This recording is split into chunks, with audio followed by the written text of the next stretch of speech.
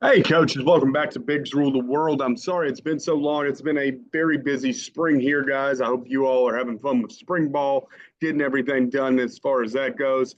I wanted to dive in today and go into the history of the double wing. I wanted to tell you what got me started on it was Jerry Paladin's book, The Toss. I'm going to be diving into the toss play and specifically how he works that out, how that play works, but that's for the next episode. The episode today, we're going to dive into the history of the double wing, what it looks like, and sort of what the Double Wing Chronicles are about. If you like offense, you may not be a double wing fan. I don't claim to be a double wing fan, but it was an interesting dig in these last few weeks. All right, I'm going to share my screen with you guys, and we'll get started. The Double Wing Chronicles. All right, so the Double Wing Chronicles here.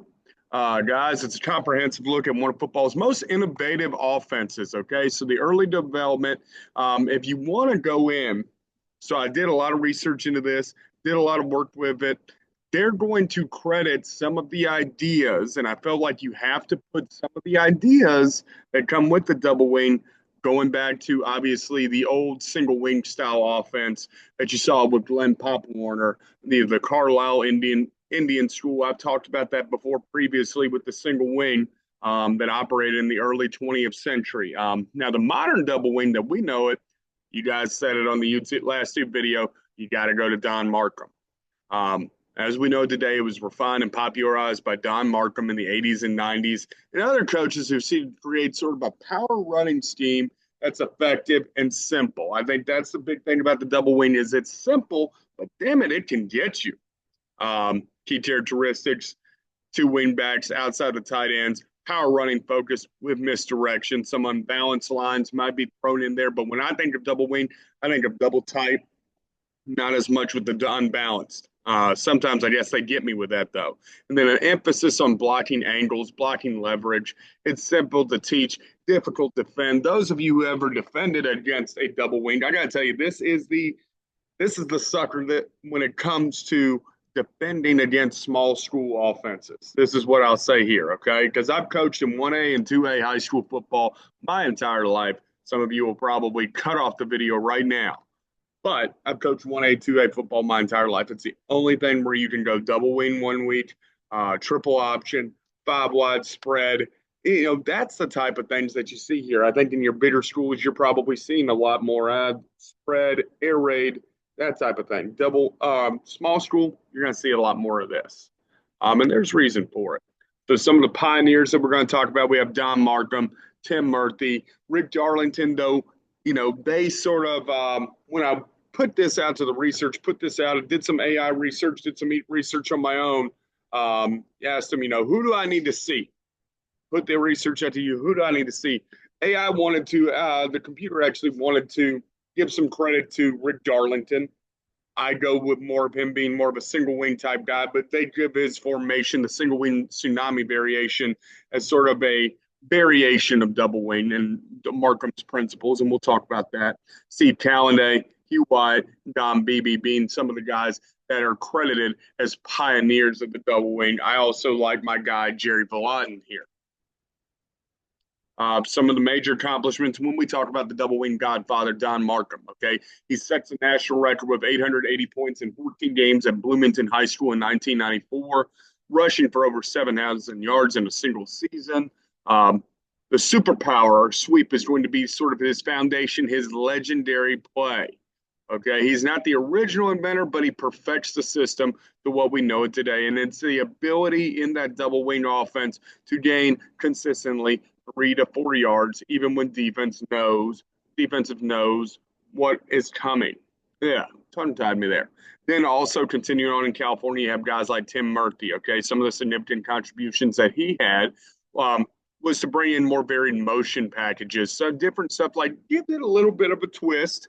More misdirection, more deception to the straight ahead power approach that Markham had. Okay, he develops a coaching tree that spreads. Okay, he creates the idea of the Murphy wing T. Another thing wanted to hit on with these guys.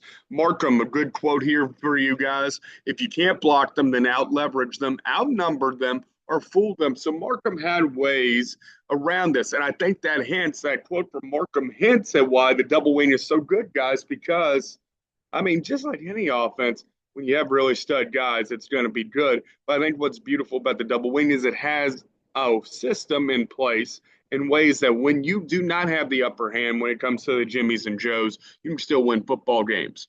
Tim Murphy would say the double wing isn't just an offense, it's a mindset of physicality and precision that develops toughness in your entire program. And I think both those quotes really hint on what the double wing is. Rick Darlington, again, I don't know if I necessarily agree with him being a pioneer of the double wing because I think he's sort of I'd consider him a single wing godfather. Okay, his Apopka High School, I know he's in a different state now, but got most of his fame there. You know, I consider him to be an Apopka guy, okay? But different direct snap variations, advanced blocking systems, different tight formations, and sort of integrating speed options and jet sweeps within that double wing framework, okay?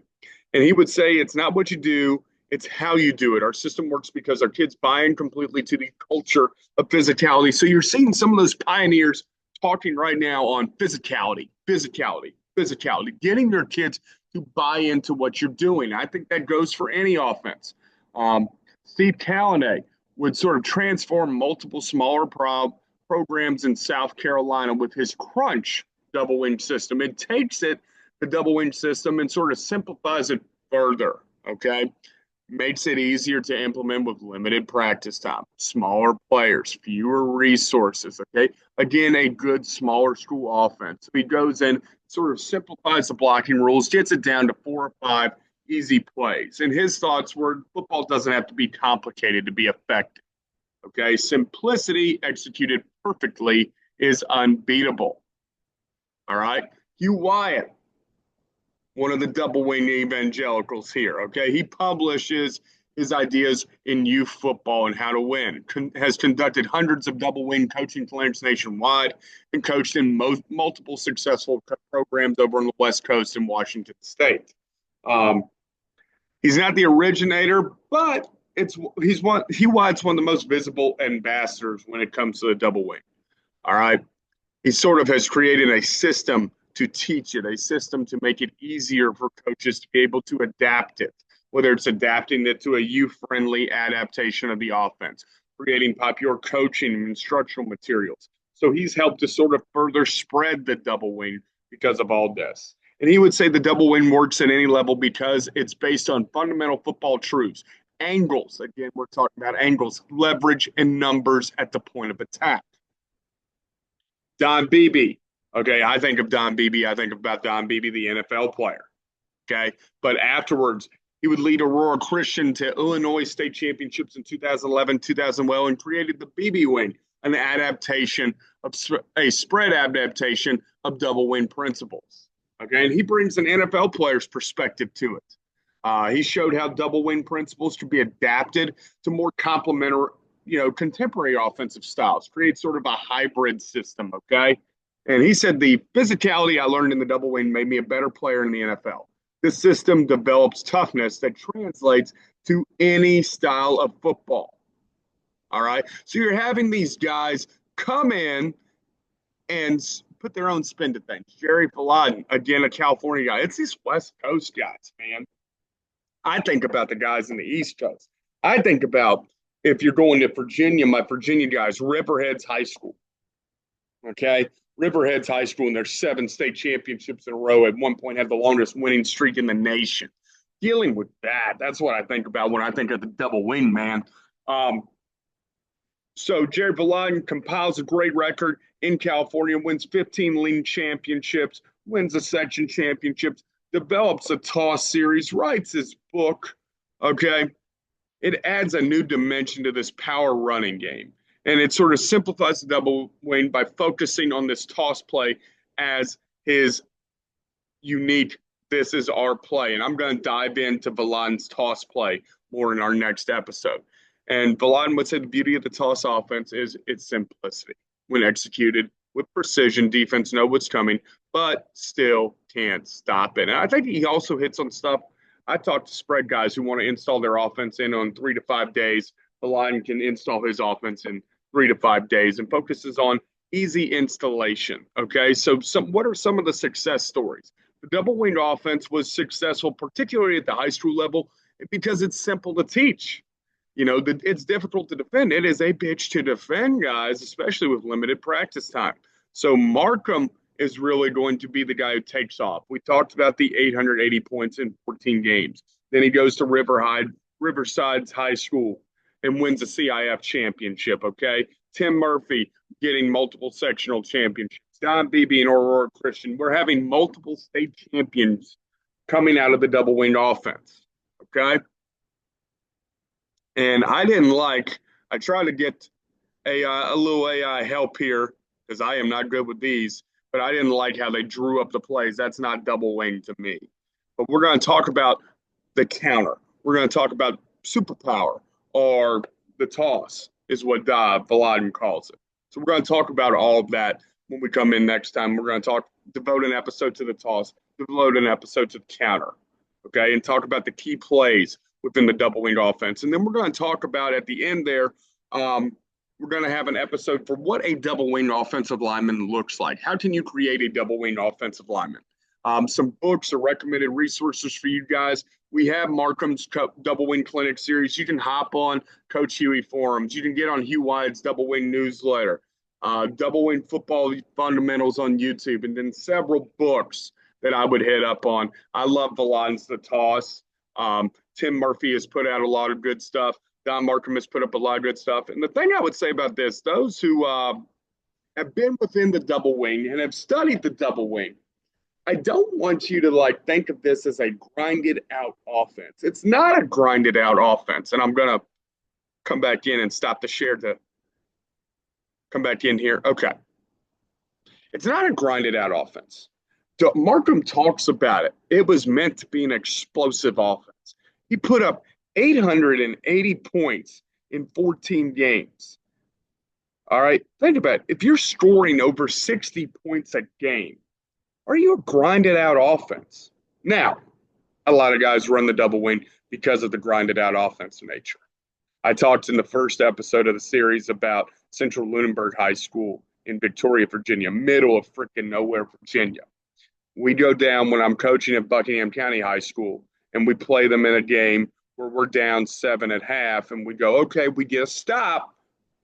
We get the ball back. We're doing just fine. They held the ball for the entire third quarter. That is frustrating. They score as the third quarter ends. They score on 4th and goal on crisscross. Okay.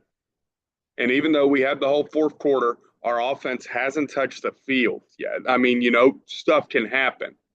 Our kids were devastated. Our coaches were devastated. Because you just know that clock is it. They're going to get the ball back, and that clock is going to tick. And you might stop them, but the ability to just get 3 to 4 yards, 3 to 4 yards, 3 to 4 yards, and then something pop is frustrating. So, you're thinking about it, that's a brief history of the double wing offense. I'm excited for this series. Next time, we're diving into the toss play, and we'll follow that up with counter or crisscross, depending on how you label it. All right. Double wing coaches, don't hate on me too hard for who my pioneers were or what my verbiage is. Instead, enjoy the series. Comment down below if you got anything to add. Till next time, coaches, thanks. And remember, bigs rule the world.